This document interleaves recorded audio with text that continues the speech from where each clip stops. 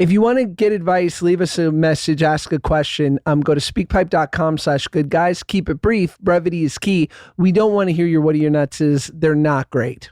Let's hear from Anonymous. Hey, Josh and Ben. A newer listener came for Drake, stayed for you guys. I'd like to get your thoughts on college students these days. I graduated college about 8 years ago. I'm a millennial, and I now teach college. I'm a college professor. I teach students who are like in their early 20s, 20, 21, 22. And I don't know if it's COVID or what happened, but these kids these days, right? Like, they just aren't the same. They're lazy. They want to be spoon-fed. They don't take constructive criticism. And when I'm reading their papers, I honestly feel like I'm getting stupider. How can I communicate this to them? What are your thoughts? Would love to know. Love you guys. I need to know where she teaches. Yeah, and she's probably like 26. I think she said she's 30. Or 30. Yeah. I need to know where you teach to really know. I think this is going to be a crazy statement. I think that the Gen Z generation in general has some bad press. I think that they have some really bad press. I think that overall, we love saying like they're weak-minded, they don't work, they don't hustle, blah, blah, blah. I don't know. I think that they work hard. I think that knowing everything that I know, Josh, today about school and how little it impacts the amount of money that I can make in the future, I'm not sure I would give a shit. And I think that they might just be, again, I don't know what school it is, but unless you're like in a true academic environment where these kids, you're teaching them biology and they need an A to go to medical school. If you're teaching them sociology so that they can graduate with a degree in philosophy, they're not going to care because it has nothing to do with their future. And in the end of the day, unfortunately, being in America is about putting food on the table and making money. And if what I'm learning is not going to directly impact the amount of money that I'm going to make, we're kind of at a crossroads, right? So I don't know. I think that Gen Z is, for the most part, just very, very aware that we live in a broken education system for the most part, and that it does not impact how successful you'll be in life. And once you've lost that plot, it's really difficult to get it back. Yeah, I think that I think you just have to make it known how you're going to run your class from the beginning.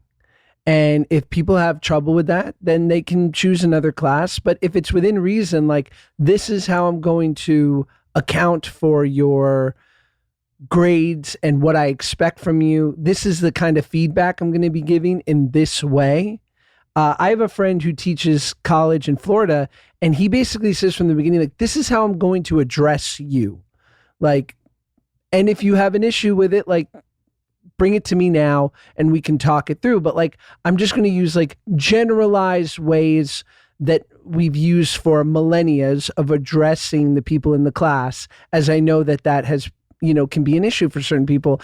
And basically the entire class was like, hey bro, you're in Florida. Don't worry about it. They were like, call us whatever. Cause he was just like, he's like, I don't want to run into an issue 5 classes from now. Like, let's just get it all out here and then we can go forward and we're all on the same page. So I think you kind of have to do that. Like, let's all get on the same page and I'll tell you how I want to run my class and you can choose whether to be in it or not. I like that. I think it would be really helpful to tell your students on day one why this class is important for them to pay attention to. I would love to have been told in classes that were unnecessary, in my opinion, why they were necessary. Like, court me on day one. Just tell me, by learning all of these things, here's everything that you're going to gain. You might not think that it will specifically relate to your life, your future. You won't be thinking about mitochondria when you're doing your taxes, all this stuff. Explain to me why it's relevant. And I'm sure that a teacher can easily energize a classroom on why their subject matter is important. But I think that might help. Agreed. Okay, I have a what are you nuts, and I want to know if I'm alone in this, but every single funeral I've been to with my mom, she tries to take pictures. Like, I guess it's people that she hasn't seen in a while, and like, she tries to get pictures with them. She tries to take pictures of the casket. She literally just sent me a picture, that's what made me think of this, of her the person who's burying their husband and their daughter behind the casket. Like, what are you, nuts? I just don't think people want to remember that day, like the worst day of their life like that. What are you, nuts? I don't know. Pictures at funerals. Totally nuts. I want to know what she's doing with them. I don't know. I mean, how do you like give the caveat of like, this was us at, Irving's memorial, But like, why? For what? Because it's, people you haven't seen in a while. To take a picture with them at the lunch after, not at the burial. But Hey, I know you just buried your husband, but quick selfie. People do that with an open casket though, which is pretty lit. That's crazy. That's cool. Can you Maybe imagine it me and is. Pope Francis? Shout out. I can't. Big Shout out ups to the Pope. Big ups to the conclave.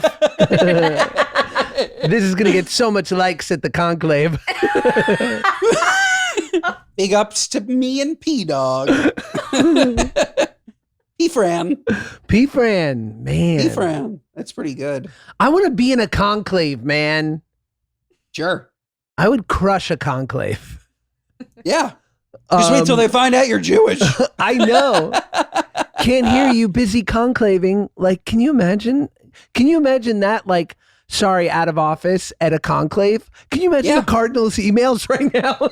It's actually so true because they do have other jobs. They're gonna eventually not become Pope and need to go back. They probably have an out of office that says, "Sorry, I missed you. Out of office at a conclave." That's hot. Wow. We should try. We should look up their names and guess their emails. Like some of these guys and try to email just to see if we get back an OOO. Like Yes. what's like a conclave's name one guy in the conclave and let's guess his email. I don't know. Let's just call him Cardinal Robert. Okay.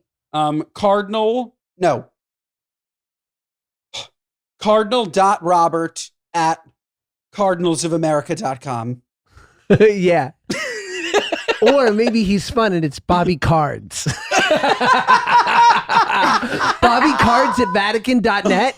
Oh my God. That's hot. Bobby Cards is such a sick hold'em name. That's hot. Like if you sit down with Phil Ivey and you're like, I'm Bobby Cards. Yeah. Short for Cardinal Robert. Yeah, Bobby. Sick. Bobby Cards just hit a baptism and he's coming by for some lentil soup.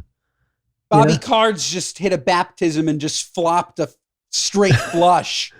Bobby Cards hit a tism and now he's hitting the river with a double down. I don't know what that is. I think that's blackjack. Bobby Cards hit a tism and now has tism. It's fucking nuts. It's so wrong. Let's Benny and Joshy getting canceled by Christians. Benny and Joshy. and then making fun of the Pope. neurodivergent. I'm neurodivulgent because I can't keep my mouth shut. Same. This podcast would be the biggest thing ever if we could just talk the way we wanted to. Oh my God, it would be enormous if we didn't care. Oh my God, how big? Oh, how big? Olivia. Hey guys, I've been dating my boyfriend for just at a year, and I've been having some health problems. We do live together, but I have been having some GI issues, and my doctor ordered a sample and gave me a kit to come home with. And my question is, at what point in a relationship is it time to include your partner with that of like, hey, I need to do this test, I need help, or like, can you drop this sample off at the lab? Like, at what point is TMI not TMI anymore? You lost me. Sorry. Same. I was with you. I was like, there is no point in time. You should never be hiding medical problems from your partner. Ever. Ever, ever, ever, ever, ever. And coming home and telling your partner of 1 week that you need to collect a stool sample because you are having problems is not a big deal. You completely lost me on giving him the stool sample to drop off. What are you, nuts? Nobody else should be handling your poop. This is you. You're the one with the stomach issues. You get in your car and you drop it off, right? That's where she lost me. 100%. What does he need to be involved at all? Anyone's done a sample before, and it's very easy to do alone. For sure. For sure. You just take the little scooper and you put it into the bottle. That's it. It's very easy. And then you drop it off. Lazy. Watch, she's like handicapped. Cut it out. Darn it. Well, if that's the case, then we're with you all the way. But otherwise, do better. Totally. If you're, yeah, do better. People mess up that way. Like people get, I think you shouldn't get overly comfortable with your partner, maybe ever. I mean, I know you guys are Fartville, USA over there, but I'm just saying in general. We're just comfortable though. We're not like, if you are Fartville, USA, it doesn't mean that you want to live in farts. Like we've gotten it out. We're comfortable with it. It doesn't mean that every single day I'm intentionally trying to make my room smelly. Like people who are comfortable eventually, I think, reach just like a middle ground of, okay, we know we fart. Okay, we know we shit, but like we don't have to do that stuff in front of each other all the time. Like we can make life as not smelly as possible. But I think that because she was specifically talking about medical problems, you should never be afraid to share a medical problem with your spouse, ever, ever, ever, ever, ever, ever. Even if they're gross.